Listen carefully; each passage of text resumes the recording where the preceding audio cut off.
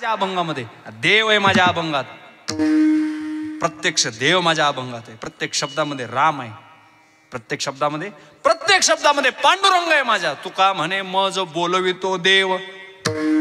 मला बोलवणारा कोण आहे? देव आहे. मला देव बोलवतो. हे देवाचे शब्द आहेत. त्या प्रत्येक शब्दामध्ये देव आहे. आणि नको ते गीतं, नको त्या कविता संप्रदायामधून कीर्तनांमधून सांगितल्या जातात, म्हटल्या जातात. आणि लोकही एवढे नालायक आहेत, ते म्हणतात बुवा गाणं म्हटलं पाहिजे, असं झटका झाला पाहिजे. तिकडं झटका, ते जाळ वगैरे पेटून चटका द्यायचा त्याला. झटका इकडे कशाला कीर्तनात? कीर्तनामध्ये ज्ञानेश्वरी आहे आमच्या, कीर्तनामध्ये गाथा आहे, कीर्तनामध्ये गीता आहे, कीर्तनामध्ये भागवत आहे. हे साहित्य आहे कीर्तनामध्ये. हे सांगायचं आहे. हे संत विचार सांगण्याचं ते स्टेज आहे. संत विचार तुमच्यापर्यंत घेऊन यायचे. आम्हाला त्या अभंगावरती विचार करायचा आहे. नाही तर कीर्तनाला अभंग घेतला. अभंग कुठेचा? कीर्तन कुठे चालतं? अभंगावर. कीर्तन कशावर असतं महाराज? अभंगावर असतं. अभंगावर नसतं करायचं.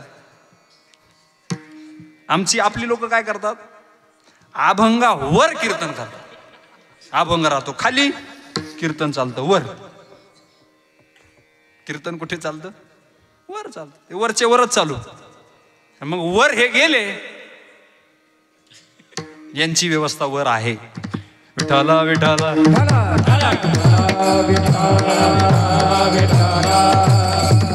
म्हणून कीर्तनकार काय सांगतो ह्याच्यापेक्षा तुम्ही काय ऐकता हे महत्वाचं आहे. तुम्ही त्याला सांगितलं हे ज्ञानेश्वरीची ओवी आहे का? हे गीतेमध्ये आहे का? हे उपनिषदामध्ये, हे वेदामध्ये, गात्यामध्ये आहे का? कुठे तू जे मला सांगतोस ते कुठे तू शिकलाय? कुणाकडे शिकलाय? का 4 टिपणं पाठ केलेत? 4 टिपणं पाठ करून कीर्तनकार हे उदयाला आलेत आमच्याकडे. एवढं सवय असणारी पोरं समोरच्या म्हाताऱ्या माणसाला ज्ञान शिकवतात. कमाल झाली. अधिकार असेल, योग्यता असेल, अभ्यास असेल, हरकत नाही. पण तुमची आवड खराब झाली. तुम्हाला रुचतं चुकीचं. लटके ते रुचे साच कोणाची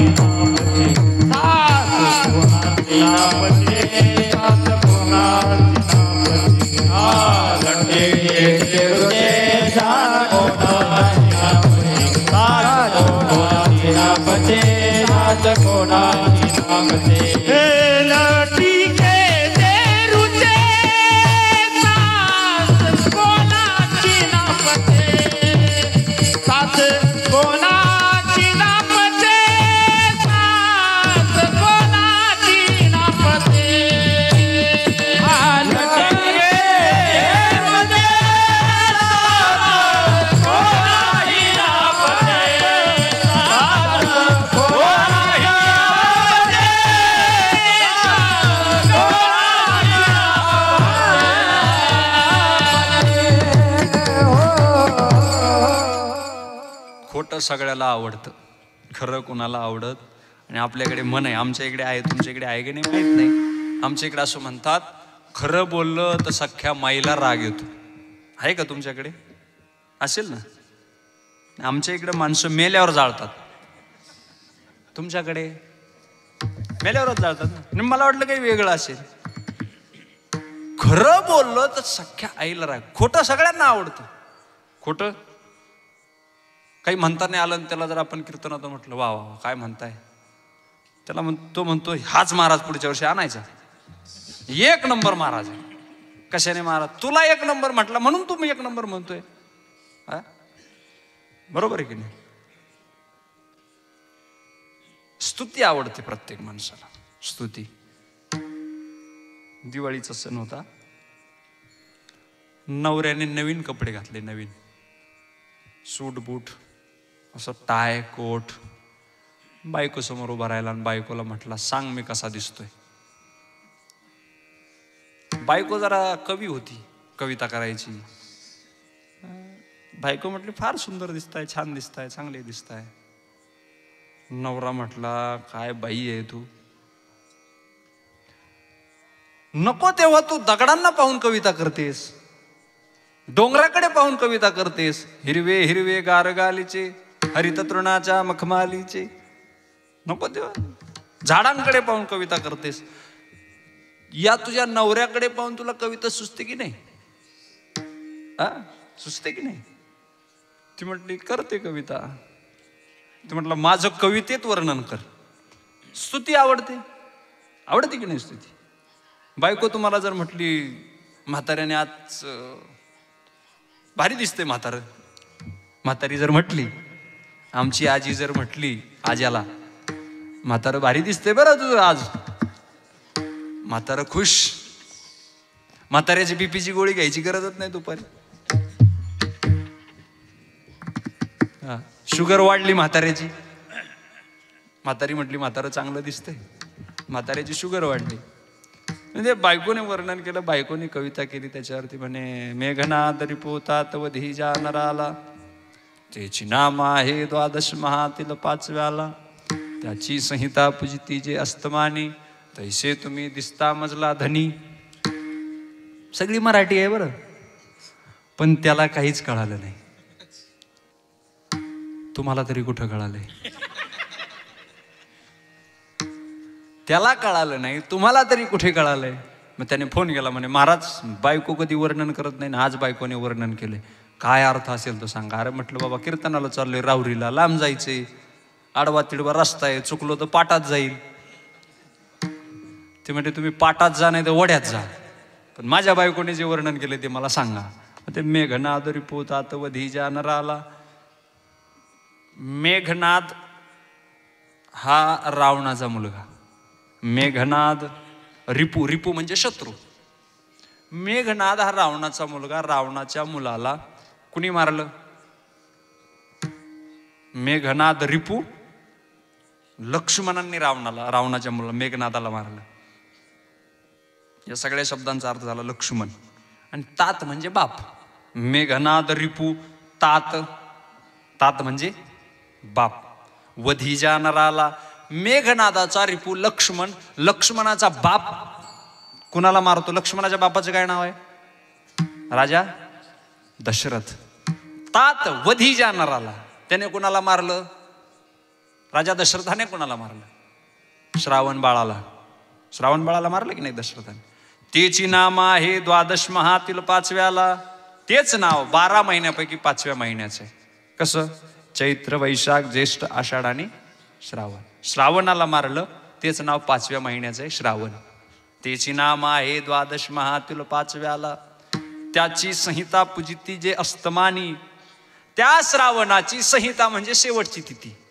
महिन्याची शेवटची तिथी कोणती असते? अमावस्या. श्रावणी अमावस्या. त्या श्रावण महिन्यातल्या शेवटच्या तिथीला त्याची संहिता पूजिती जी अस्तमानी, त्या श्रावणी अमावस्येच्या सूर्य मावळाईच्या वेळी कुणाची पूजा करतात?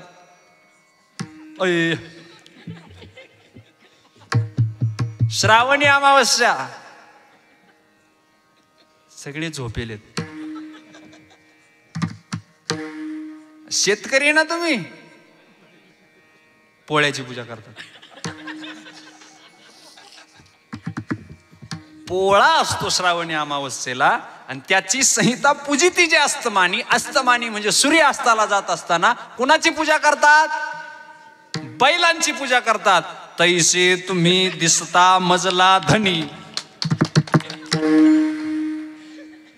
बैल म्हणाली बायको नवऱ्याला, विठाला विठाला.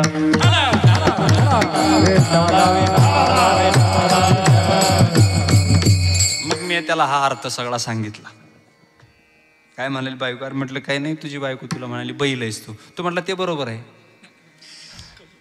मला वाटलं काही फार दुसरं काही चांगलं मला म्हटली की काय. ते तर रोजच म्हणते बैल म्हणून, त्यात काही नवीन नाही.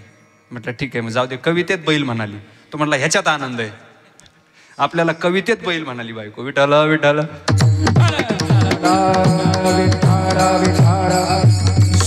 खोटं आवडतं, खरं आवडत नाही. खरं ज्ञानेश्वरी आहे, खरा गाथा आहे. आणि तो गाथा ज्ञानेश्वरी हे माणसाला, समाजाला कीर्तनांमधून आवडत नाही. पण ते आवडलं पाहिजे, हिताच आहे.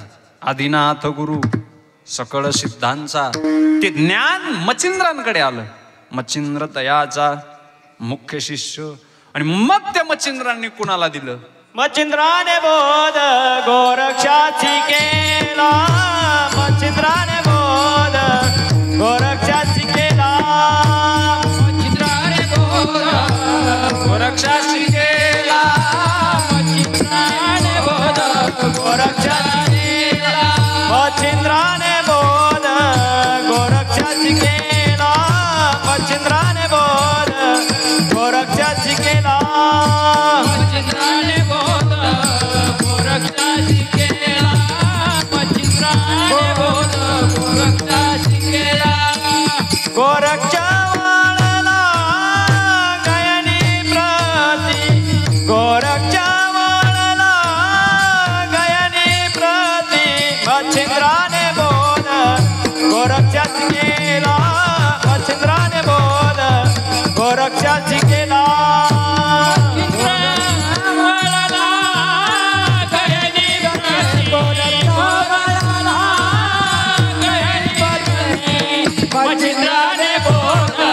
गोरक्षाची केला.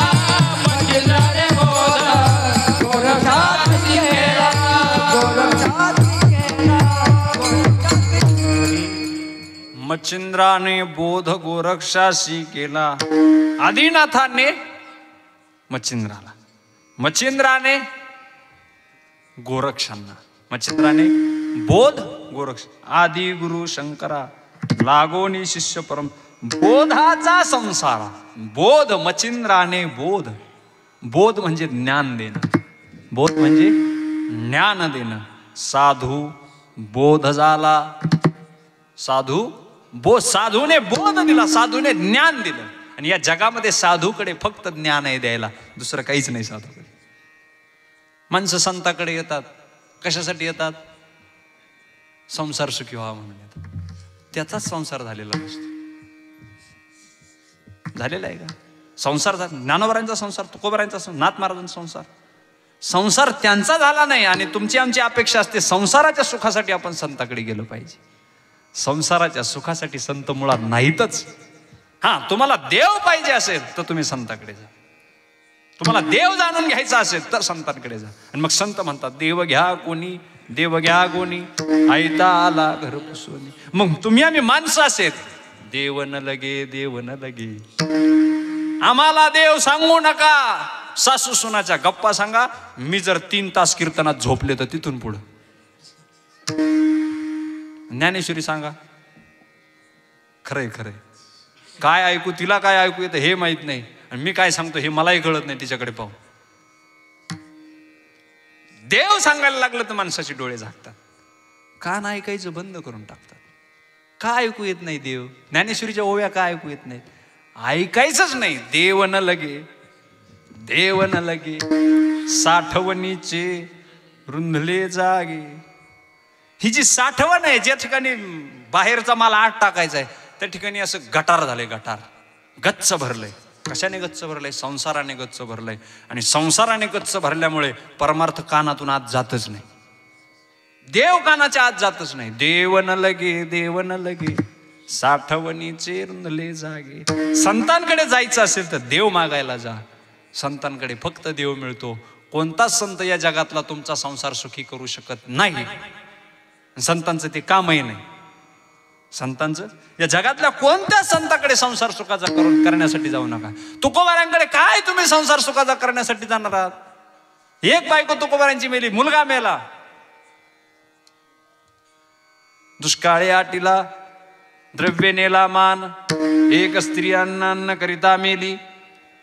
ज्या तुकोबारांची बायको अन्न मिळालं नाही, घरात खायला मिळालं नाही म्हणून बायको मेली. घरात तुकडा नाही म्हणून मुलगा मेला. त्या तुकोबारांकडे तुम्ही संसारातलं कसं काय मागू शकता? ते तुकोबार तुम्हाला संसारातलं काय देणार आहेत? देणार आहेत का? 4 ठिकाणी भीक मागायचं ज्ञानोबारांनी, पोटाची खळगी भरायची. ते ज्ञानोबार तुम्हाला काय संसारातला कोणता पदार्थ देणार आहेत? तुम्हा आम्हाला संत हा संसारातले पदार्थ देण्यासाठी पाहिजे, देव देण्यासाठी संत नकोय. आणि त्याच्यामुळे आपल्याला संसार देणाऱ्या संतांकडे ओढ वाढली. मग आता असे संत उदयाला आलेत, तुमच्या संसाराला आशीर्वाद देतात. मग त्यांचे भक्त, हजारो भक्त झालेत त्यांचे. कशामुळे भक्त झालेत? काही नाही, ज्या बेटा तेरा कल्याण हो जाए, काय संसाराचं सुखी होईल, घाबरू नकोस, मी तुझ्या पाठीशी आहे. काय पाठीशी आहे? हे असे संत, संसाराला आशीर्वाद देणारी संत.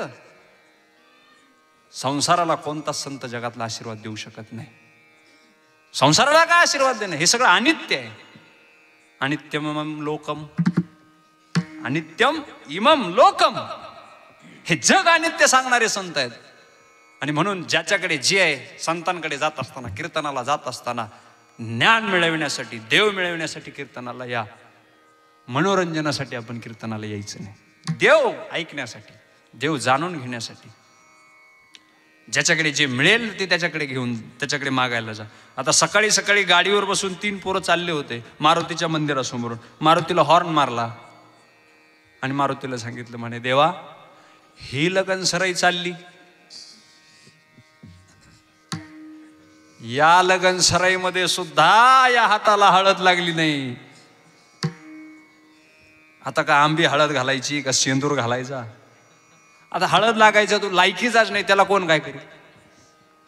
लायकीचा असता तर लागली असती, बरोबर आहे की नाही? मग ते मारुतीला हॉर्न मारतात, मारुतीला सांगतात, देवा या वर्षी तरी होऊ दे.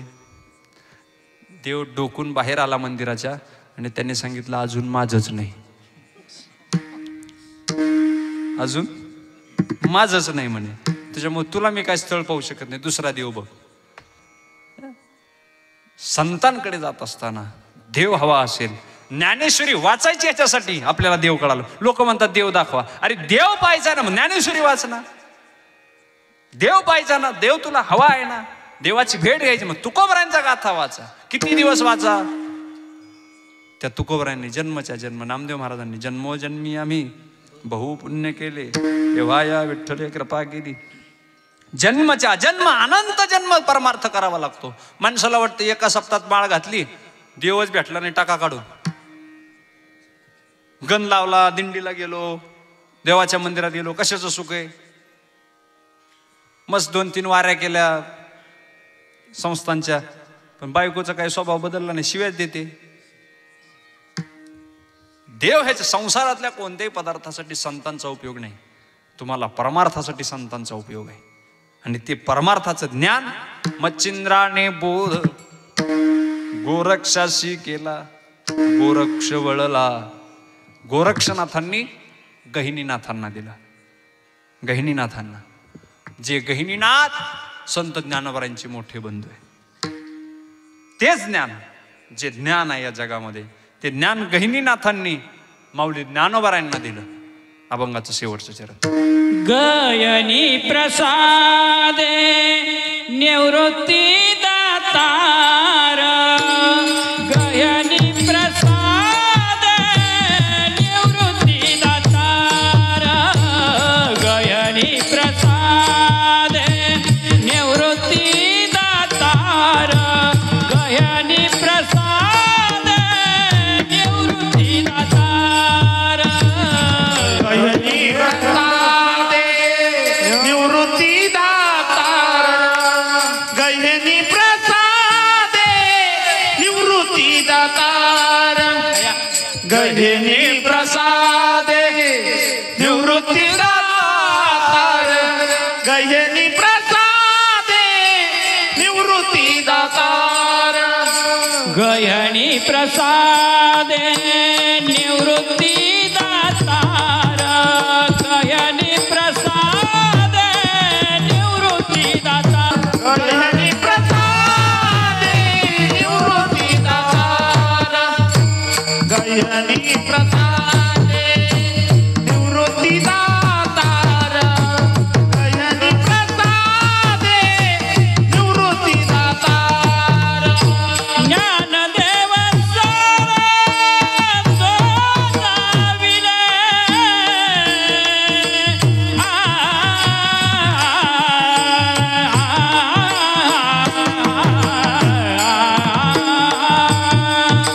ज्ञानदेव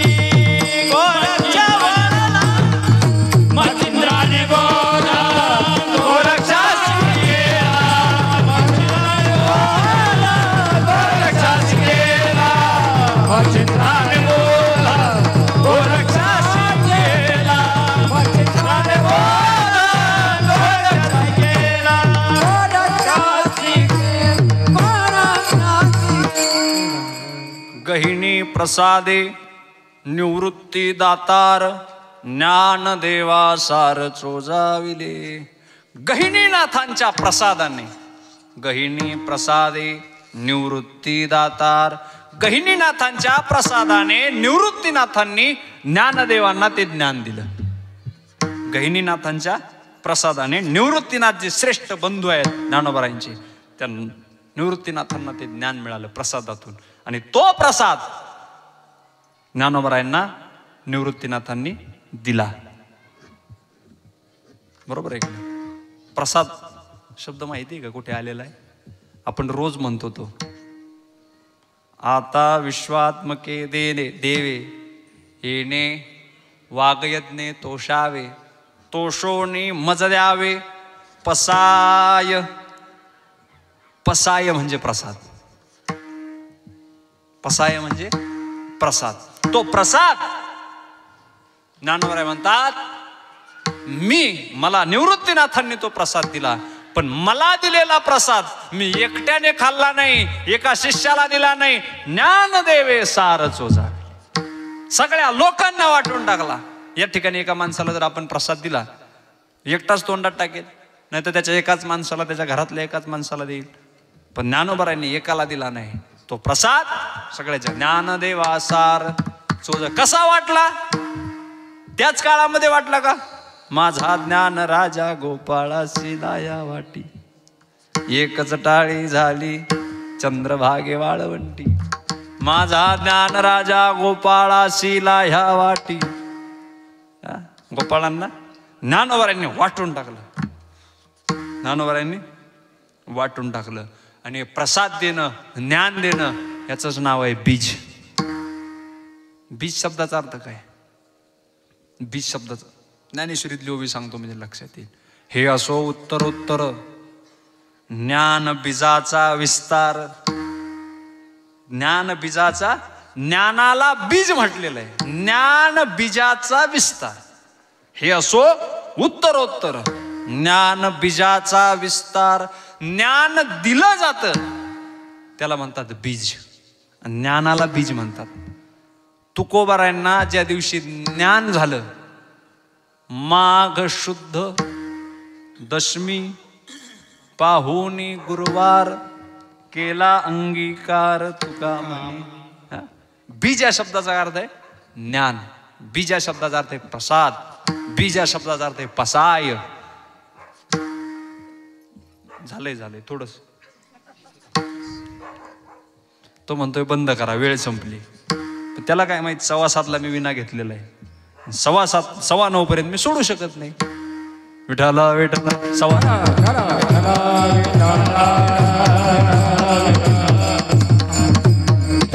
चोपदार त्याला राहू द्या. उद्या लोक आपली चर्चा करतील. दराडे महाराजांचं कीर्तन होतं, कीर्तनाला कुत्रही नव्हतं. ते कुत्र पाहिजे की नको कीर्तनाला? तेवढंच जागा आहे फक्त. त्याला सुद्धा कळत आहे आपण जागेवर राहून कीर्तन ऐकलं पाहिजे. विठाला विठाला.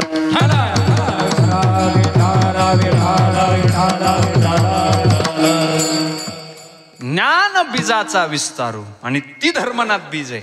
ज्या दिवशी ज्ञान दिलं, द्वादशी, बरोबर आहे की नाही? द्वितीया, बरोबर आहे का? धर्मनाथ बीज. धर्मनाथाला ज्ञान दिलं, त्याचं नाव आहे धर्मनाथ बीज. ज्ञान दिलं जातं त्याला काय म्हणतात? बीज म्हणतात.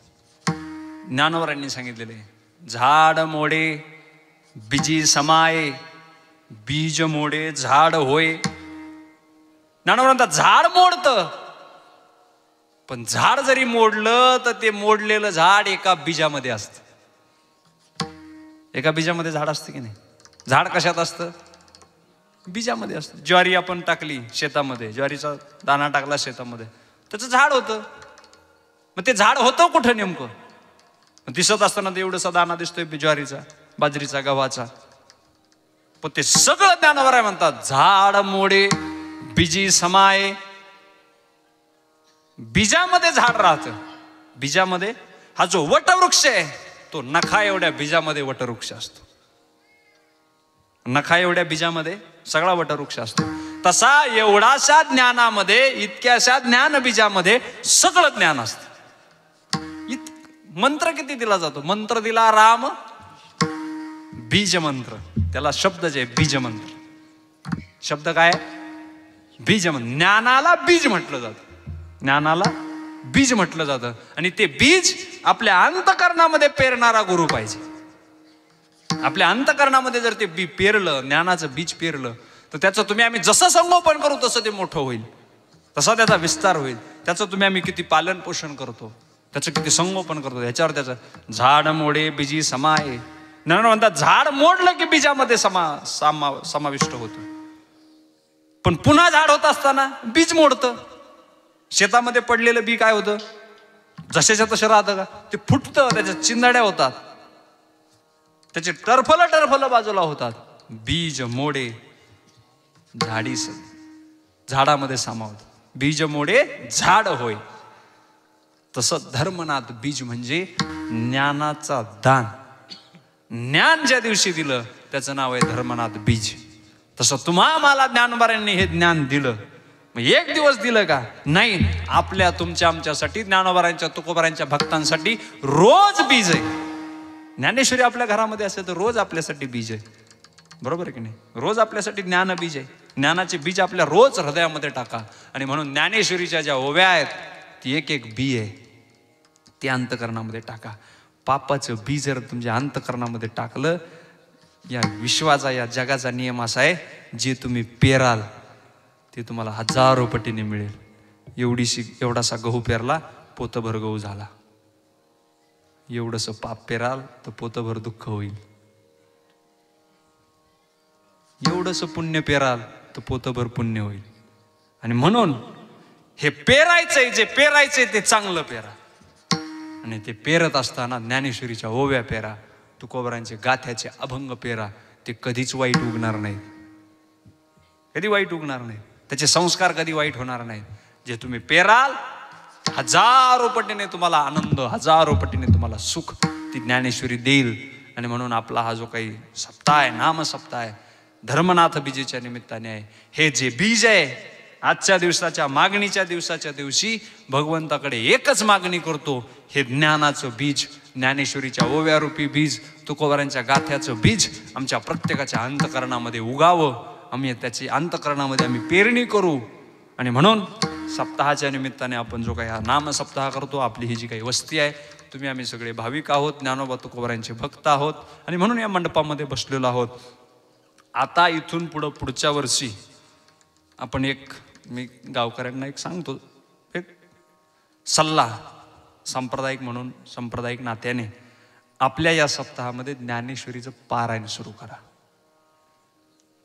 मान्य आहे का सगळ्याला? नाही?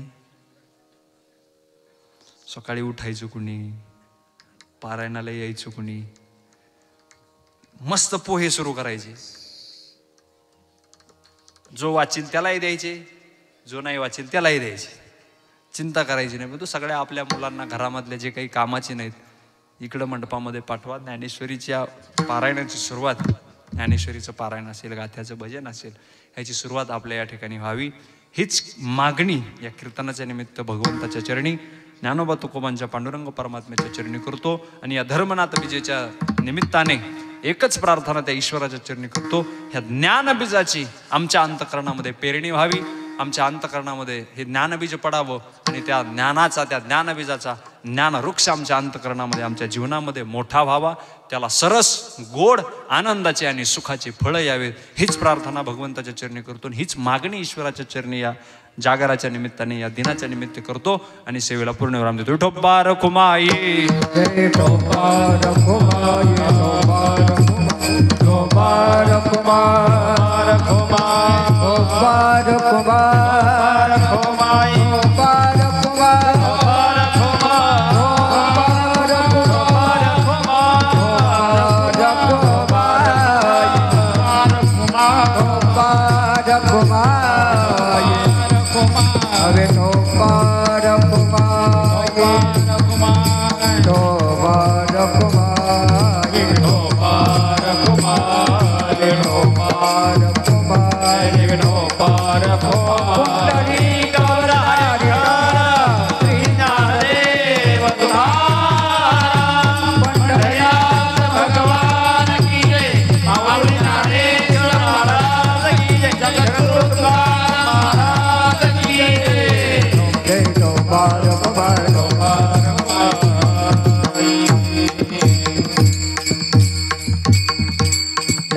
ज्ञानराज माऊली महाराज ज्ञानेश्वर माऊली ज्ञानराज माऊली ज्ञानेश्वर माऊली ज्ञानराज माऊली महाराज ज्ञानेश्वर माऊली विठ्ठल जय जय विठ्ठल जय विठ्ठल जय जय विठ्ठल कोणी दे कोणी देवा कोणी मुंडली आनाये विचारिला ते कारव्यामुला तुका म्हणे ज्ञानेश्वरा नखबय पैगे महाराज